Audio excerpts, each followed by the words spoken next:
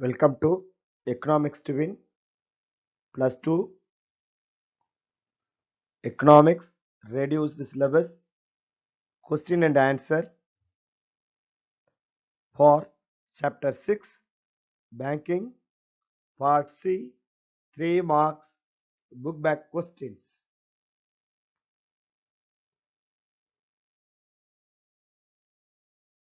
Before going to discuss about 3-mark question in Chapter 6 Banking, I would like to give small hints which will you feel a hardcore in the question and answer.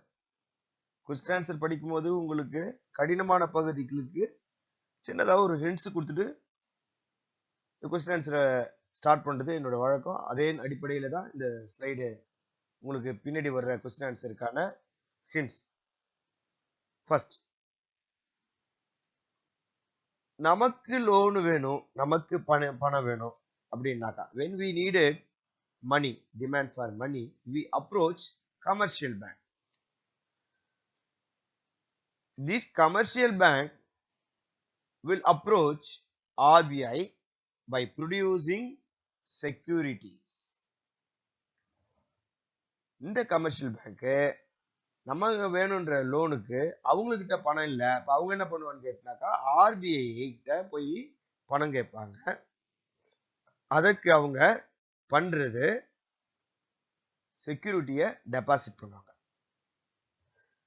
எங்க ஆர்பிஐல. So இந்த மாதிரி இவங்க ஆர்பிஐல பண்றது மூலியமா, ஆர்பிஐல இவங்க deposit பண்றது மூலியமா RBI will provide loan to the commercial bank. They lend loan to common people. These activities are called bank rate. These activities are called bank rate. So the bank rate is the minimum rate at which the central bank of a country will lend money to other banks. The central bank of a country, the RBI, will lend money to their member bank or commercial banks. At which rate they are providing loan to their commercial bank is called bank rate. எந்த வட்டி விகிதத்துல reserve bank of India அதோட member பேங்க்குக்கு பணத்தை லோனா கொடுக்குதோ அதுக்கு பேரு bank rate. In otherwise, the central bank reduces first class bills. These bills exchange and government securities held by commercial banks. இந்த செக்யூரிட்டிக்கு ரீடிஸ்கவுண்ட் பண்றதும் reserve bank of India ரீடிஸ்கவுண்ட் பண்ணும், அதுக்கு பேரும் பேங்க் ரேட் பேர். Next,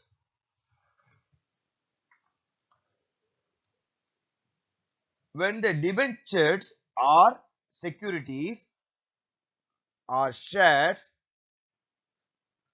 sold by the Reserve Bank of India or central bank in money market or purchased by Reserve Bank of India from money market is called open market operation. Open market operation point ஒன்று reserve bank, central bank அல்லது RBI மணி மார்க்கெட்ல இதோட ஷேரையோ அல்லது செக்யூரிட்டிஸையோ விற்கிறது அல்லது வாங்கறதுக்கு பேரும் open market. விற்கிறது அல்லது வாங்கறதுக்கு பேரு ஓபன் மார்க்கெட். இது ரெண்டாவது ஆக்டிவிட்டி. மூணாவது சிஆர்ஆர், கேஷ் ரிசர்வ் ரேஷியோ. இது கமர்ஷியல் பேங்க் ஒரு பகுதி கேஷ ரிசர்வ் பேங்க் ஆஃப் இந்தியால டெபாசிட் பண்றது. In what way? Say for example, a common people deposited money into the commercial bank. இப்போ இவர் என்ன பண்றாரு கேட்டா 1000 ரூபாய், மக்கள் ஒரு 1000 ரூபாயில மக்கள் ஒருத்தர் என்ன பண்றாரு கமர்ஷியல் பேங்க்ல ஒரு 1000 ரூபாய் அவர் டெபாசிட் பண்றாரு.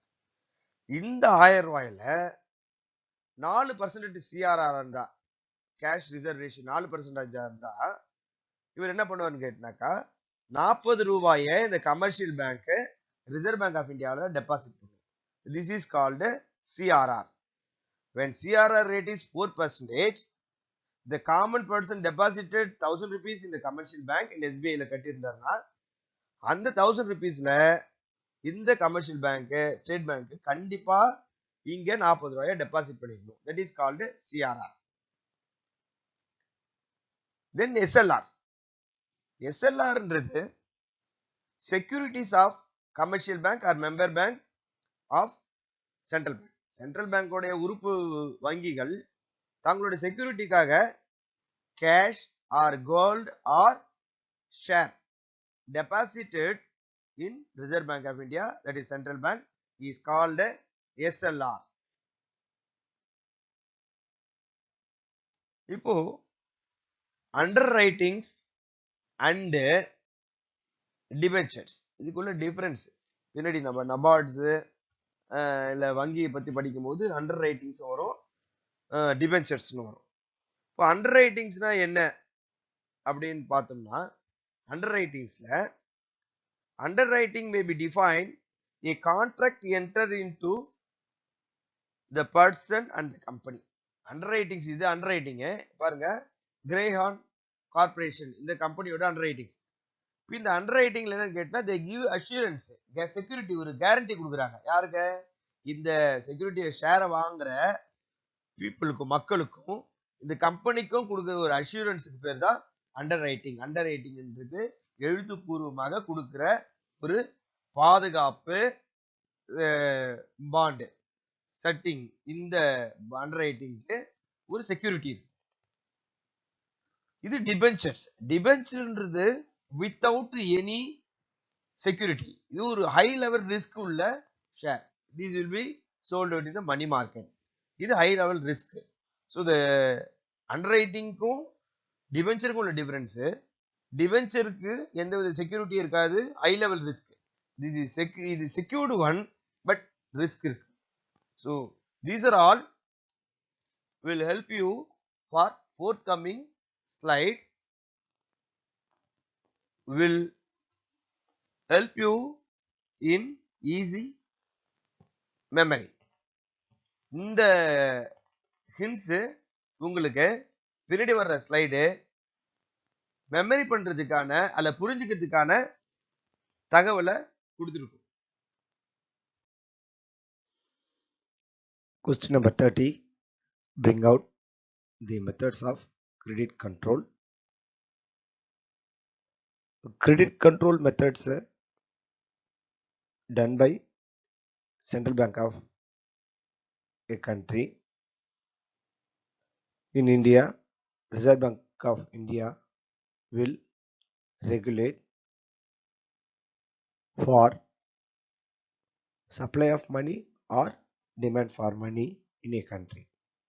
ஒரு நாட்டில் அதிகமாக பணம் இருக்கிறது இல்லை குறைவாக பணம் இருக்கிறது, அந்த மாதிரி சூழலில் இந்த மெத்தட்ஸை சென்ட்ரல் பேங்க் ஆஃப் இந்தியா பயன்படுத்தும்.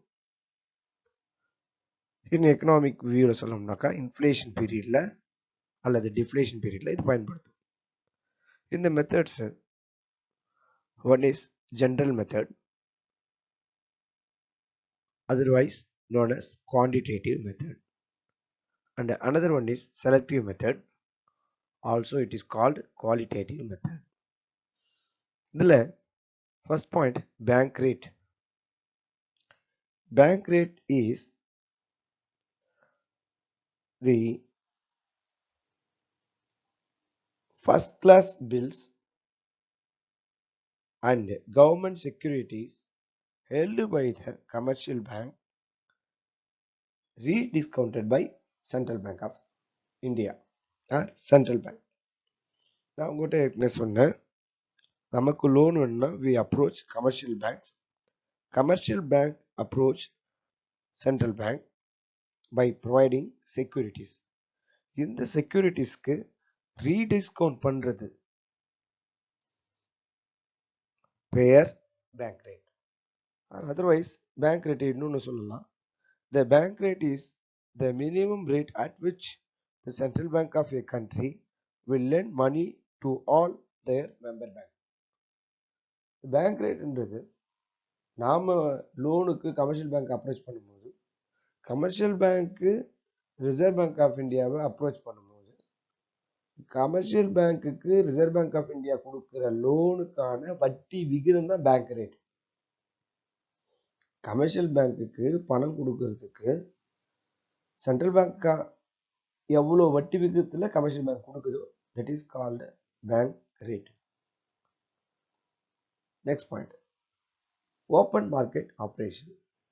In the earlier slide we had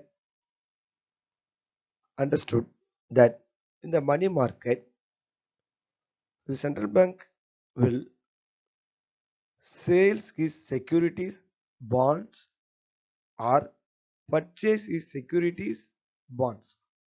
open market ஆப்ரேஷன்றது போன ஸ்லைடில் பார்த்தோம். நம்ம மணி மார்க்கெட்டில் சென்ட்ரல் பேங்க்கு அதோட செக்யூரிட்டிஸு அல்லது பாண்டை விற்கிறதோ அல்லது வாங்குறதுக்கோ பெயர் open market operation. Third point, variable cash reserve ratio. The variable cash reserve ratio contains two subheadings. One is CRR, cash reserve ratio. Other one is SLR, saturatory liquid ratio. The CRR என்றது, say for example, if a customer deposited 1000 rupees in the commercial bank, ஒரு customer commercial பேங்க்ல 1000 ரூபாய் deposit பண்ணாருன்னா சிஆர்ஆரோட rate 4% இருந்துச்சுன்னா அப்போ இந்த 4%க்கான தொகை 40 ரூபாயை இந்த கமர்ஷியல் பேங்க்கு சென்ட்ரல் பேங்க் இந்தியாவில் டெபாசிட் பண்ணிருக்கணும். That is called CRR. இந்த எஸ்எல்ஆர்ன்றது all the commercial bank R member banks of central banks, மத்திய வங்கியில உறுப்பினராக இருக்கிற வங்கிகள் அனைத்தும் தங்களுடைய செக்யூரிட்டிஸ்க்காக ஷேரு அல்லது கேஷு அல்லது கோல்டு டெபாசிட் பண்ணியிருக்கிறது பேரு எஸ்எல்ஆர். நெக்ஸ்ட், குவாலிட்டேட்டிவ் மெத்தட்ல ரேஷனிங் ஆஃப் கிரெடிட். இந்த ரேஷனிங் ஆஃப் கிரெடிட்ல ரெண்டு மெத்தட்ஸ் இருக்குது. The variable portfolio ceiling. இருக்கு. இந்த போர்ட்ஃபோலியோ சீலிங்ல maximum amount of loan and advance எவ்வளவு கொடுக்கலாம் கமர்ஷியல் பேங்க்னு டிசைட் பண்றது ratio of credit. Rationing of கிரெடிட்ல தி வேரியபிள் போர்ட்ஃபோலியோ சீலிங் ஒரு ஹெட்டிங்ல மேக்ஸிமம் அமௌண்ட் ஆஃப் லோனோ அல்லது அட்வான்ஸ் ஆஃப் லோனோ ஒவ்வொரு கமர்ஷியல் பேங்க்கும் எவ்வளவு கொடுக்கலாம் அப்படின்னு டிசைட் பண்றதுக்கு ரேஷனிங் ஆஃப் கிரெடிட். இதுல இன்னொரு heading, sub heading, the variable capital asset ratio. இதுல the capital of the commercial bank should have to the total asset of the bank. Central பேங்க்ஸ்ல எந்த ரேஷியோல கேபிட்டல் அசெட்ஸை கமர்ஷியல் பேங்க் வச்சுக்கலாம், எவ்வளோ அசெட்ஸ் சென்ட்ரல் பேங்க்ல வச்சிருக்கணும் அப்படின்ற rationing of credit. This is called the variable capital asset ratio. அது உங்களுக்கு எழுத தேவையில்ல, ரேஷனிங் ஆஃப் கிரெடிட் எழுதுனீங்கன்னா போதும். அடுத்த பாயிண்ட் வாங்க, எவ்வளோ லோன் கொடுக்கலாம், எவ்வளோ பணத்தை சென்ட்ரல் பேங்க்ல இருந்து கமர்ஷியல் பேங்க் மேக்ஸிமம் லோனை பிரிச்சு கொடுக்க முடியும் அப்படின்றது தான். Second point, direct action. Direct ஆக்ஷன்ல when commercial bank approach the central bank, அப்படி அப்ரோச் பண்ணும்போது, லோனுக்கு அப்ரோச் பண்ணும்போது they give securities to the central bank. அந்த செக்யூரிட்டிஸ்க்கு டிஸ்கவுண்ட் சமயத்துல கொடுக்கலாம் அல்லது கொடுக்காமையும் போகலாம். இப்போ டைரக்ட் ஆக்ஷன்ல என்ன பண்ணணும்னு கேட்டா, நான் டிஸ்கவுண்ட் கொடுக்க மாட்டேன், செக்யூரிட்டிக்கான டிஸ்கவுண்ட் கொடுக்க மாட்டேன் அப்படின்னு நேரடியாவே சொல்ல முடியும். இது ஒரு மெத்தட் இருக்கு.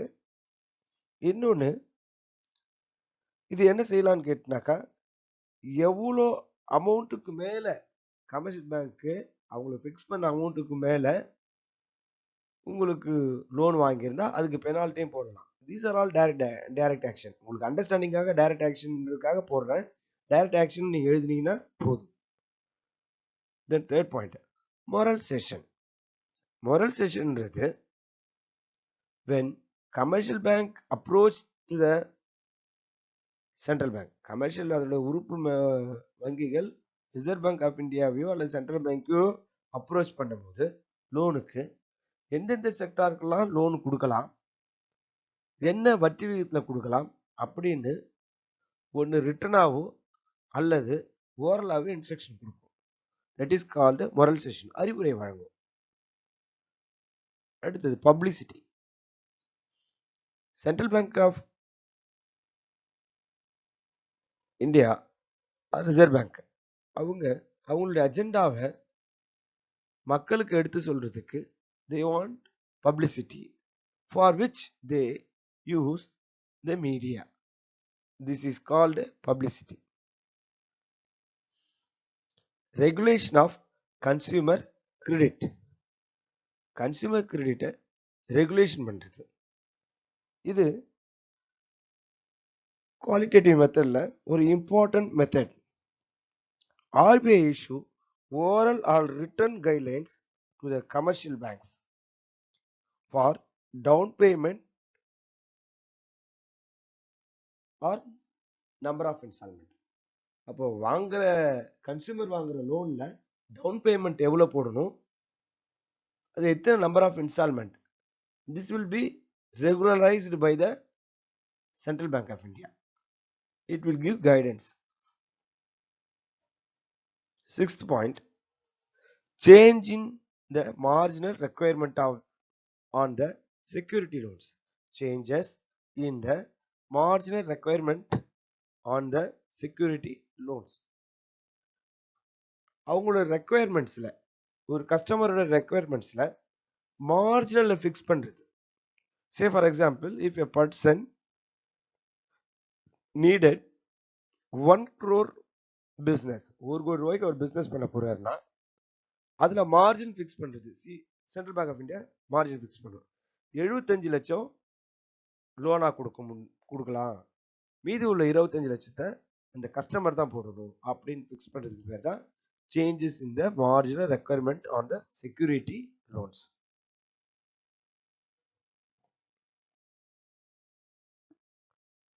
Question number 31. What are the functions of Nabard? This question asked in supplementary examination August 2021 in part D section. 5 mark கேள்வியில இதை கேட்டிருக்காங்க. Why I am stressing it is asked in 5 mark question. Let you know later.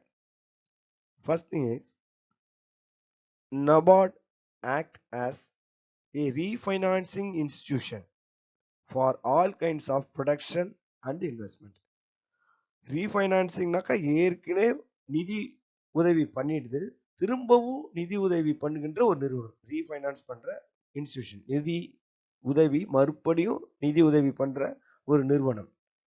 எதுக்கு நிதி உதவி பண்ணும்? For all kinds of production, எல்லா வகையான உற்பத்திக்கும் மற்றும் முதலீடுக்கும் நபார்டு மறு நிதி உதவி பண்ணுகின்ற நிறுவனம். இதோட நோக்கம் வியூ எதுன்னு கேட்டா, ப்ரொமோட்டிங் இன்டகிரேட்டட் ரூரல் டெவலப்மெண்ட். எதை அது அதிகப்படுத்த விரும்புது, ப்ரொமோட் பண்ண விரும்புது அப்படின்னா, இன்டகிரேட்டட் ரூரல் டெவலப்மெண்ட், ஒருங்கிணைந்த ஊரக வளர்ச்சிக்காக இந்த ரீஃபைனான்ஸ்க்கு பணம் கொடுக்குது. Second point, it provides short term, medium term and long term credits. இது எந்தெந்த வகையான லோன் கொடுக்குதுன்னு கேட்டீங்கன்னாக்கா, குறுகிய கால லோன், நடுத்தரமான லோன், நீண்ட கால லோன், இந்த 3 வகையான லோனையும் இது கொடுக்குது. யாருக்குன்னா, to the state cooperative banks மூலியமா, அப்புறம் ஆர்ஆர்பி மூலியமா, அப்புறம் ஆர்பிஐ அப்ரூவ்டு ஃபினான்ஷியல் இன்ஸ்டிடியூஷன் மூலியமா இந்த பணத்தை நபார்டு வழங்குது. மூன்றாவது, Nabard gives a long-term loan up to 20 years to the state government. 20 வருடங்களுக்கான நீண்ட கால லோன், லாங் டேர்ம் லோன், நீண்ட கால லோன் மாநில அரசுக்கு நபார்டு வழங்குகின்றது. Nabard gives loans to the central government financial institution concerning with agricultural and rural development.